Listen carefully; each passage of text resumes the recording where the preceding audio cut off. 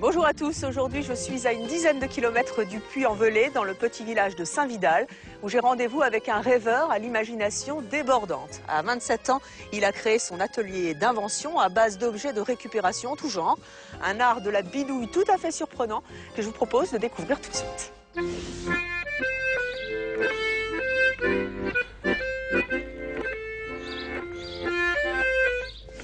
Bonjour Nicolas. Bonjour.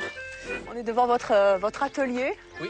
Vous faites vachement de récup. Vous Oui. récupérez tous les objets que vous trouvez. Vous en faites des sculptures.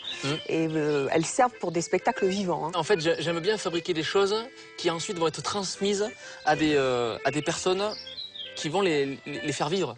J'aime que ça s'use, que ça soit réparé, que ça revienne à l'atelier et que ça se patine. Vous êtes un artiste bric-à-brac, bidouilleur, bricoleur? Eh bien, plutôt bidouilleur. Bidouilleur, J'aime bien la bidouille. Pour moi, la bidouille, c'est le côté poétique de la bricole, du bricolage. C'est là où on sent un truc qui s'exprime. Alors, une de vos inventions géniales s'appelle Au-dessus des nuages. Ouais. Vous l'aimez bien, celle-là, hein? Je l'aime bien, oui. Vous m'emmenez la voir? Eh bien, on y Vous va. m'expliquez en quoi ça consiste? Allez, on y va.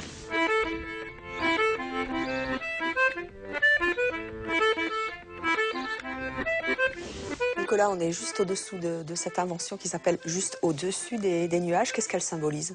Un univers donc imaginaire qui pourrait vivre au-dessus des nuages la nuit. Et il se trouve que là, j'ai fabriqué un système d'univers où les gens donc passent au-dessus d'un petit pont, sans s'en rendre compte. Ils actionnent des marches qui sont truquées et qui actionnent autour d'eux une libellule pilotée par une poupée, une lune avec un personnage pris dans une cage, une méduse un peu effrayante. Je l'avais fabriqué pour une entrée de festival.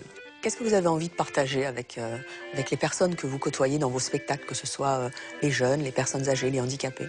Moi, je crée un terrain de jeu fertile, où les gens peuvent s'exprimer, où il n'y a pas de jugement, et où les gens arrêtent de s'auto-censurer. Parce que pour qu'il y ait création, il faut que les gens ils soient en confiance. Et il se trouve qu'avec cette discipline, la récup, c'est une discipline où il n'y a pas forcément trop de référents. Les gens ne savent pas trop. Alors que la peinture, les choses comme ça, on apprend tout petit, et hop, on apprend Picasso. Et on veut tout de suite faire comme les grands. Alors que là, on s'en fout de ça. On fait ce qu'on a envie de faire et on n'a pas de normes. Et c'est vachement intéressant. Et moi, dans les ateliers, j'essaie de faire ça. Alors, vous avez décidé de devenir un artiste à part entière. Qu'est-ce que vous voulez nous raconter à travers vos œuvres? Alors, j'ai pas forcément décidé de faire ça. Ah bon, c'était pas un choix? Bah, c'est venu comme ça s'impose. Hein. Parce que pour moi, tout ça, c'est très nécessaire. C'est mon rapport au monde. J'en ai vraiment besoin. Sinon, je suis pas forcément très bien. C'est comme ça. Donc, il faut que je fasse, il faut que je bricole. Merci Nicolas de nous avoir fait partager votre rêve à vous. Eh bien, merci à vous.